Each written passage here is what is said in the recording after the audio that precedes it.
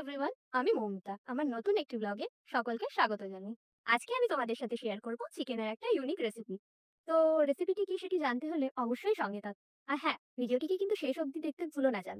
তো চলো শুরু করা যাক।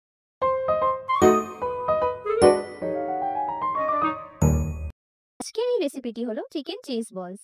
বাইরে থেকে ক্রিস্পি আর ভিতর থেকে একদম চিজি। প্রথমেই আমি নিয়ে নিয়েছি 300 গ্রাম মতো বোনলেস চিকেন। তোমরা চাইলে একটু বেশিও নিতে পারো। এরপর একটি ফ্রাইং প্যানে অল্প তেল দিয়ে দিতে হবে।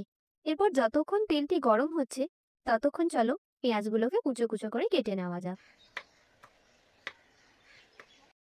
এরপর পেঁয়াজগুলো কাটা হয়ে গেলে সেই চিকেনগুলোকে হালকা করে ভেজে নেব এবং তাতে দিয়ে দেব কুচো করে কাটা কিছু কাঁচা লঙ্কা।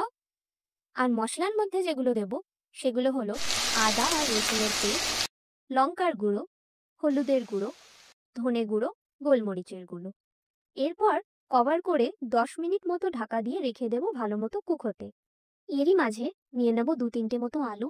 সেগুলোকে ভালো মতো সেদ্ধ করে একটা বলে রেখে দিলাম। এরপর চিকেনটাকে ভালো মতো রান্না হয়ে যাওয়ার পর সেটাকে ভালো করে শ্রেড করে নিলাম। শ্রেড বলতে চিকেনগুলোকে ভাগ করে নিলাম একদম ছোট ছোট অংশে। এরপর সেদ্ধ আলুর সাথে মিশিয়ে নেওয়া সেই শ্রেডেড চিকেনের সাথে অ্যাড করব পরিমাণ মতো chilli flakes, chaat masala, oregano আর পরিমাণ মতো লবণ। তার সাথে দিয়ে দিলাম কুচো করে কাটা কিছু ধনেপাতা। এরপর সমস্ত উপকরণগুলোকে ভালো মতো মাখিয়ে নিলাম যেন একটা ডো টাইপের মিশ্রণ তৈরি হয়। তারপর ওই মিশ্রণ থেকে ছোট ছোট লাড্ডুর মতো বল বানিয়ে নিলাম।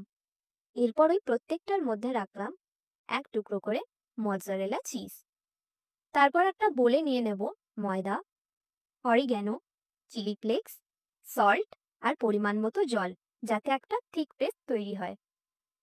তার সাথে অন্য একটা বলে নিয়ে নেব ডিম। এরপর তৈরি হওয়া বলসগুলোকে ময়দা আর ডিমের মধ্যে ডিপ করে কোট করে নেব ব্রেড ক্রাম্বস দিয়ে। তারপর ফ্রাইং প্যানে তেল গরম করে বলগুলোকে ডিপ ফ্রাই করে নেব যতক্ষণ না পর্যন্ত গোল্ডেন ব্রাউন হয়। তারপর একটা পাত্রে নামিয়ে নিলাম। এরপর ব্যাস রেডি, গরম গরম চিকেন চিজ বলস, বাইরে থেকে ক্রিস্পি আর ভিতর থেকে চিজি। সার্ভ করো মিয়োনিজের সাথে। এই রেসিপিটি একদম কম উপকরণে অল্প সময়ে বানিয়ে নেওয়া যায়, যা সকলেই পছন্দ করবে, ছোটরা হোক কিংবা বড়রা। তাই তোমরাও একবার বাড়িতে ট্রাই করে নিতে পারো এই রেসিপিটি।